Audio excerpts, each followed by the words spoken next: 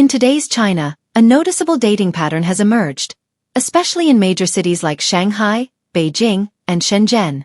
Many single women spend their 20s chasing personal freedom, fun, and casual relationships. Influenced by Western feminism and social media, they are encouraged to enjoy life, explore options, and delay marriage until later. During this period, many actively reject stable or average men, believing that now is not the time to settle. A 35-year-old unmarried woman signed up to attend a massive matchmaking event with over 1,000 participants in hopes of finding a marriage partner. She originally believed that her beauty would quickly attract an ideal match, but was shocked to realize she was the oldest woman at the event. The men around her were laughing and chatting enthusiastically with younger women, while she sat alone, ignored and embarrassed. When these same women cross into their 30s, something shifts. The pressure of time begins to mount. Biological reality kicks in, and family expectations grow louder. Suddenly, marriage is not just an option, it becomes urgent. And the shocking part? These women still aim for the top 1%. They want a tall, rich, handsome CEO-type man. Someone with money, status, looks, and maturity. Lately, it's really been too difficult. Even as a matchmaker, I'm starting to doubt life. Where have all the truly single men gone? For the past 10 days in a row, I've only been meeting with women. Some are young and beautiful, some come from good families, some are brought in by worried parents. Overall, their conditions are pretty good. But the men have all disappeared. Isn't it said that there are more men than women? So where exactly are those tens of millions of single young men hiding lately? Or have they just given up on dating altogether? Meanwhile, Chinese men, especially those who become successful by their 30s and 40s, are playing a different game.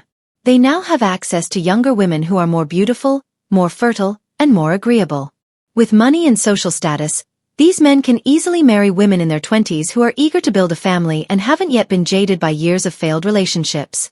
In this sense, men age like wine, more desirable as they get older, while many women struggle with the social consequences of aging. I'm honestly speechless at myself. I think I've become so lustful that I can't even understand myself anymore, you know? Just now, I was coming out of my area, and there was a short stretch where I had to go against traffic. So I had to pass another electric bike, and the guy riding that hello bike, oh my god. He was the best-looking guy I've seen all year. I swear, he was even more handsome than those actors on TV, even better looking than Wang On-yu. He looked so much like Gu Fei, the exact same type, you know what I mean? My god. There was a split second where I actually regretted braking. I was like, why didn't I just crash into him? I seriously felt like I went a little crazy. This creates a harsh market mismatch.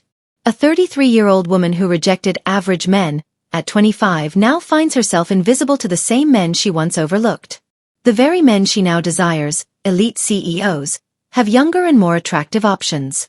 And regular men who once tried to date her may now see her as used up, or carrying too much emotional baggage. My parents divorced when we were in our teens. Neither of them wanted my sister and me. They both saw us as burdens, saying we would only drag them down. So it was our grandfather who raised us. This year he passed away too. We really can't stay here anymore. We want to marry far away. The farther, the better. We don't want to come back. Uncle, Auntie, would you be willing to take in 2 girls with no home to return to? It's not just about looks or age, it's about choices and timing. The dating market, like any other market, values supply and demand. And when a woman has spent her youth living for herself, she can't expect the world to pause and wait for her to be ready for commitment. Many women now want a husband who is rich, owns a house in the city, drives a nice car, and can provide a luxurious life. At the same time, they often reject traditional roles and don't want to cook, clean, or raise children. This imbalance is causing frustration for many men. The matchmaking scene in Beijing has really changed. In the past, if a family had a daughter, many families would come seeking her. Now it has become, if a family has a daughter, that family worries. Last week, I met an auntie in Zhongshan Park. She has 2 daughters. One is 31 and the other is 34. One runs her own business, and the other works at a Fortune 500 company. Both are highly educated and financially independent, yet still single. The auntie was very anxious. The boys introduced by relatives and friends either got rejected for having average qualifications or turned her daughters down because of their age. She asked me to help her find out if there are any men in Beijing who would consider women like her daughters. This is the reality many Chinese women are facing today. They partied in their 20s, slept around with men they were never serious about, and now in their 30s, they expect a fairy tale ending with a high-status man. But the market has changed, and so have their chances. Men are starting to question the deal. Why should they work hard to earn money, buy a house, and give up their freedom for a woman who views marriage as a transaction? In-laws, let's speak honestly. My daughter is a woman with her own mind.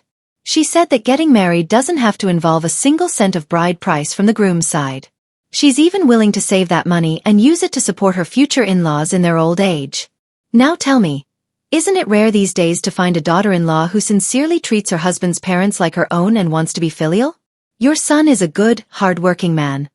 Let's become one family. China's marriage crisis is about much more than numbers.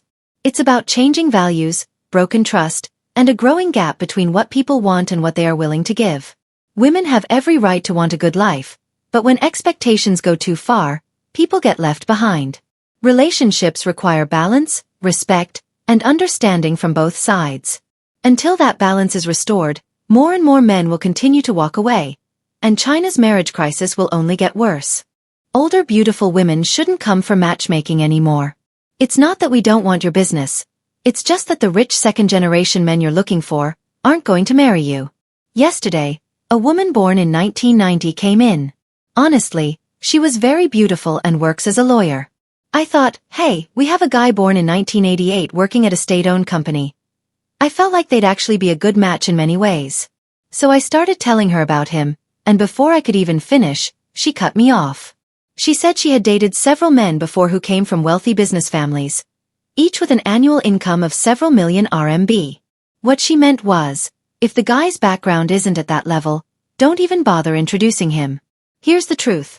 For older beautiful women who are still single, having dated rich second-generation men isn't actually a good thing. Those past experiences often hurt you more than help you. Why is this so important? Over the past 6 years, I've talked to no less than hundreds of rich second-generation men. I've come to 3 main conclusions. First, when they're young, rich second-generation men are quite rebellious. They don't listen to their parents, especially when it comes to choosing a partner. They don't care about a woman's qualities. They just want someone who's pretty. But in the end, they still have to meet the parents. And if the parents don't approve, it won't work out. Because financially, these men don't really have the final say, which also means they don't truly have the freedom to choose. Second, rich second-generation men mature late. When they're young, all they care about is romance and fun. But after 28, they mature very quickly. Since their families run businesses, once they enter the workforce, they understand how the world really works. When it comes to choosing a partner, they become very cautious. Dating is dating. Marriage is marriage. They draw a very clear line.